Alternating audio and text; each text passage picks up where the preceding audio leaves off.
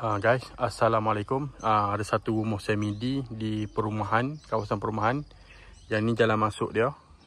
Yang ni adalah end lot. Jadi rumah ni adalah 3 bilik, 2 bilik air.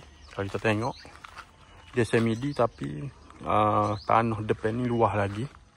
Okay, so kita tengok bahagian luar dulu. Bahagian tepi ni ada ruang lagi. Ni kalau bahagian belakang, ni pun ada sliding door lagi ke tepi ni. Ni bahagian belakang dia pun luah lagi. Untuk nak buat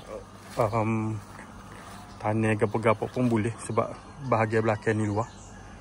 Okey, jom kita tengok bahagian dalam pula. So kalau nak buka pintu bahagian sliding door ni boleh. Dan depan satu lagi pun ada sliding door juga. Parking pun boleh muat banyak parking. Ini pintu depan dia. Dia pakai single face rumah ni. So ni living room dia. Pencahayaan dia pun agak terang sebab dia banyak cermin. Okay, ni bilik master bedroom. Yang ni tandas untuk bilik master bedroom.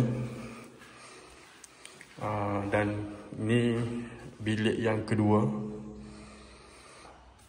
Dan bilik yang ketiga. Dan ni tandas. Bahagian luar. Dan ni bahagian dapur. Dia sebelah dengan living room. Okay, apa-apa boleh contact saya dekat bio.